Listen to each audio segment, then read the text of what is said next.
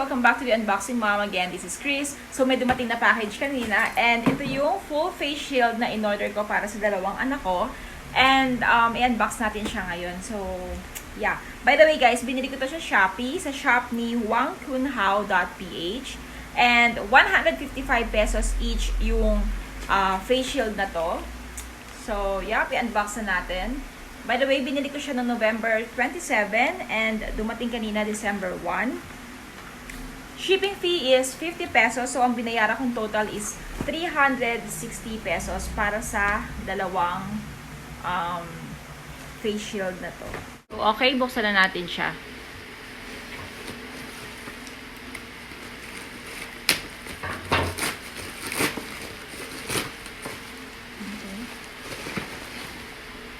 Medyo UP yung box niya. Okay. Sana yung loob hindi sira. Oh. Medyo UP yung box. Siguro sa pagkaka-deliver. So, yan. Yung box niya. Medyo hopefully hindi nasira yung loob. So, let's start with this one.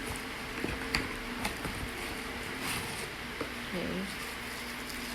Ito yung para sa anak ko na lalaki. Ito yung pinili niya. Marami kasi silang kulay dun, guys. So, may sira yung yung pinaka cover niya sa loob. Yung naka-wrap sa kanya. Yung parang plastic din. Pero hopefully, hindi na damage yung pinaka face shield.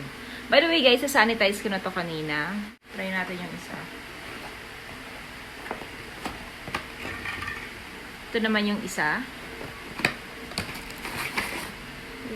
Ito naman yung para sa anak kong babae. So, ito yung napili niyang color. Wow, ang cute. So, ito yan. Okay.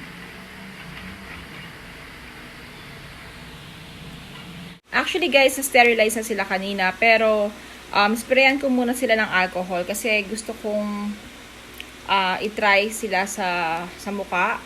And makita kung okay ba yung feeling kapag gamit sila. Baka mamaya kasi nakakahilo or parang may grado. So, let's see. Sprayan ko lang muna.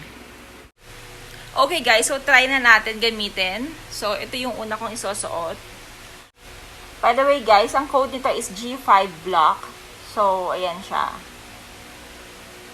Okay. Ganyan ang itsura niya kapag suot-suot mo siya. Hindi rin siya nakakahilo and so far, nagsasalita ako ngayon. Walang fog na nabubuo dito sa unahan ko. So, yeah. So far, okay siya. And yung fitting niya sa mukha ko, okay lang. Hindi siya bumabagsak. Yun nga lang, medyo hindi ako mahilig sa mga shades or parang, alam mo yung may ganito. Kasi parang, ang dilim sa paningin, imbis na very clear yung nakikita mo sa labas, medyo may, medyo may shade or medyo may kulay. Katulad ngayon, parang ang tingin ko sa paligid ko is parang light blue. So, ito naman yung isa, G10 Pink. Yun ang code nito, G10 Pink.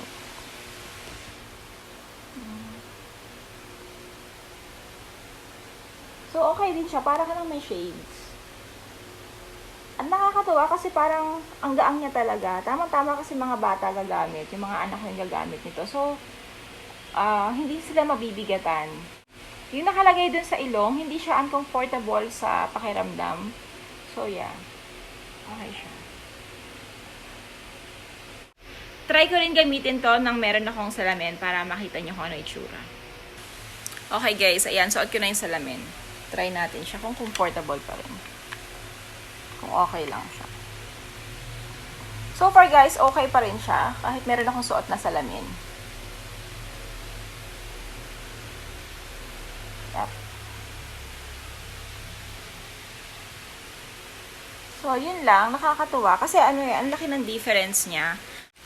Before kasi dalawang isip ako bumili sa Shopee. Kaya bumili ako ng medyo pricey. Kasi nung nakatry ako ng ganito sa sa mall, which is very expensive din, parang na 700 plus siya.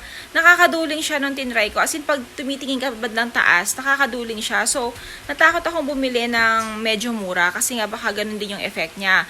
And then, nagtry ako mag-browse ng mga reviews sa ibang mga online sellers. Nakita ko nga may mga reviews na nakakaduling.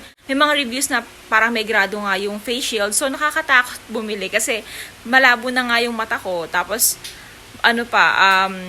tawag mo dito, maduduling ka pa, sakitin pa yung ulo ko, 'di ba? Parang ang hirap naman ng ganun. Kaya sabi ko, nung bumili ako dun sa Senses PH, dinouble check namin talaga dun sa kausap namin na kung nakakahilo siya, pwede ba naming mai-refund or maibalik yung yung product nila. So anyway guys, yun lang.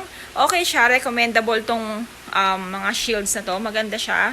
Very light sa pakiramdam. And yun nga, nakakatuwa kasi hindi siya nakakahilo. Okay guys, ito nga pala itsura niya pag fit na siya ng bata.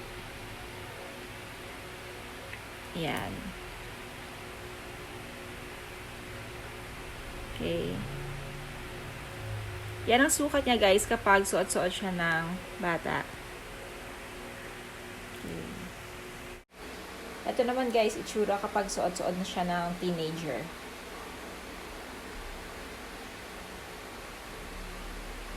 Okay. So yun lang mga mommies. Thank you for watching and I'll see you again in my next video. Bye!